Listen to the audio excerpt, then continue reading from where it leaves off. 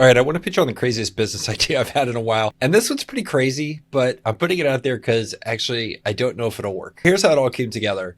So there was this discussion a couple days ago on Twitter about what was happening with small towns across America and how a lot of people really would like that small town lifestyle, but there's a problem with these small towns. There's no real opportunity there. So, of course, it starts a discussion, and one of the replies was super interesting.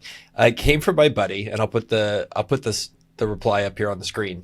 And this is what he wrote. He said, "Have you ever taken a look at Loving County? They've got $200 million on the county balance sheet and will run a $50 million surplus in 2025. Even so, the population will drop to 24 or so in the coming decade. There's probably an opportunity there." And I was like, that's super interesting. Well, first of all, let's figure out where Loving County is. So I went and looked at where Loving County is, as one does by typing it into Google Maps. So it turns out Loving County is way, way, way out in West Texas. So I live here in San Antonio. Dallas is here. El Paso is way over here. Loving County is way out here. It's a whole bunch of, nothing. Interesting enough, here's New Mexico. And if you look here and zoom in on what happens a lot in Loving County, each one of these little white dots and a road going to it, that's an oil well, which is kind of the first hint as to how Loving County has $200 million in cash and $50 million in revenue each year with only 24 residents. There is just oil well after oil well after oil well out here. This is all kind of Permian Basin, West Texas type stuff. So that's where Loving County is. It's out in West Texas. So the way Texas is arranged, and I know this because I'm in Texas. So fun fact for you, as a kid, they make you take not one, not two, but 3 years of Texas history in public high schools in Texas. We are that proud of our state. So anyway, there are 254 counties in the state of Texas. Each one basically gets to govern itself. So this is a governable area of which there is a group of folks called the county commissioners who kind of create ordinances and exercise the powers of that specific county. And this is one of those counties. It just happens to be one with somewhere between 0 and 64 people in the 2020 census. It is the least populous county in the United States with a permanent population. The county seat and only community is this down here called Mentone. So if you go look at Mentone, it's pretty hilarious. Check out Mentone. It's literally 1, 2, 3, 4, 5, 6, 7, 12 blocks, 12 square blocks. And they're not big blocks. These are not New York City blocks. So this right here is the Loving County Courthouse, all this kind of stuff. Here's the Loving County Appraisal District. Those are the people that are assessing property taxes, which to some extent is why these guys have so much money.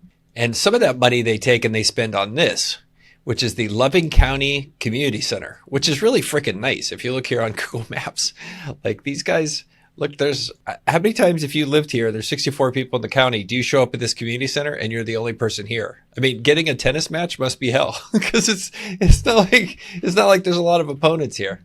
So I saw this is what Mentone is. And it's this little town and it's literally 3 hours drive to anything.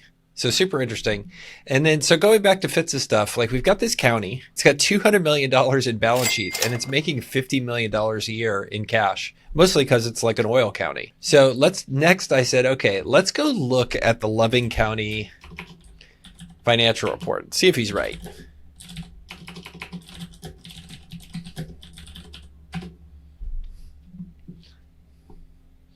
All right, here is their annual financial report. This is 2020. Let's see if we can find 2024.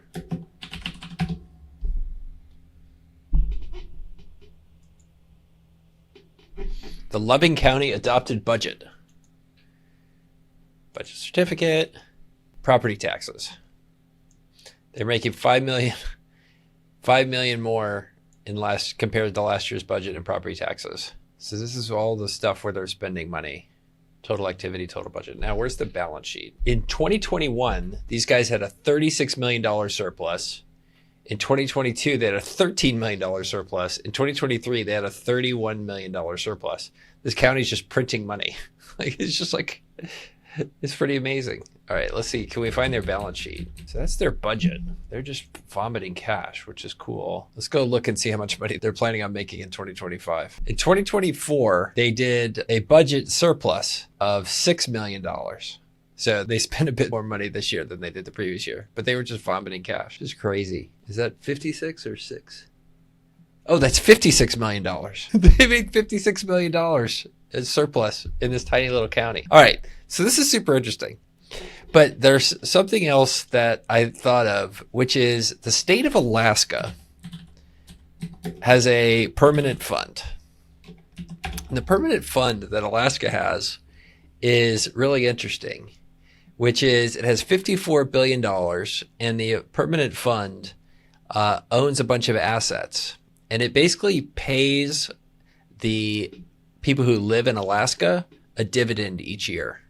So in 2024, they paid each citizen $1,702 as part of this permanent fund. So there is a precedent for counties and states and cities taking surpluses and giving it to their folks that live in that particular jurisdiction. One of the things that was interesting about 1980s folks who were doing what was called corporate raiding back then is they would go in and buy up the shares of individual companies with the idea of then transforming those companies, potentially going and looking at things that those companies had as assets and distributing that to the shareholders. Well, in the case of a county, who are the shareholders? Well, it's the people that live there. Well, how could we create some shareholders? Well, it turns out all you need to do in order to get residency and vote in a place like Loving County is to move there. So it's interesting, unlike in a place like Dallas, which has 7 million people, you'd have to move millions of people to Dallas in order to have a say in the government there. Here, you could basically go into Mentone, move 30 people there, turn them into voters, and then basically elect you and your folks as members of the government. It's just kind of crazy. So let's look at the county government in Loving County and how they're organized. Okay, so the way Texas counties work is there are different folks that participate. There's the county judge, who is the chief county executive. They're not a judge. They're like the president of the county, the mayor of the county, let's call it that. And then there's commissioner's court. And together they function as folks that vote on ordinances and spending and all that kind of stuff. So commissioner's court here appears to have 1, 2, 3, 4 commissioners. Fascinating. So you got 4 commissioners, and I'm guessing you have the county judge. So those 5 are the ones who are voting on everything. So you need 3 of these roles to basically pass whatever you want. That's a voting block. The county judge is the Honorable Skeet Lee Jones. Oh my God. I bet Skeet Lee Jones is a character. Rural Texas official indicted and charged with stealing cattle. What? Texas is freaking awesome, dude.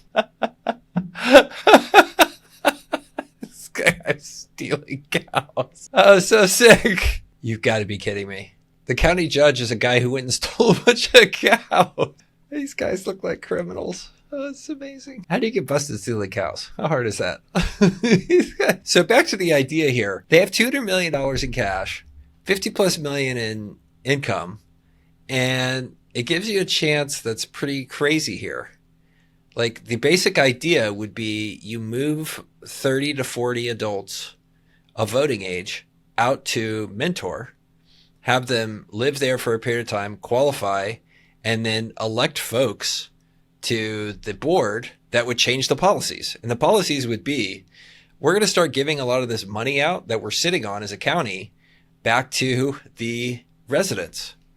And basically, like, the scheme could be that you work with the residents that you move there to split the money with you. So you fund it, and then you go do an LBO or a hostile takeover of a county. Yeah, I mean, with $200 million and $50 million in cash, like, what would this business trade for if it was on the public markets? Like $50 million and growing in revenue and $200 million in cash. If this county was a business, it'd be valued at several $billion if it was publicly traded. All right. Well, this is just a creative idea because I ran across this today and I spent a half hour just digging in and Googling until I learned about Skeet, because Skeet's crazy. It's just one of the most Looney Tunes ideas I've ever seen, that you could go do a hostile takeover of a county and basically plant yourself in as a resident and then decide that, well, since you've decided to live out in the middle of nowhere, you deserve to be well compensated for it. And so should everybody else that lives there. And yeah, that's the great idea. So there's something wrong with this besides the ethical part of it. It just doesn't feel right. But it is an opportunity, especially if you want to run for county judge and supplant a guy who just happens to be a cattle rustler who's the county judge.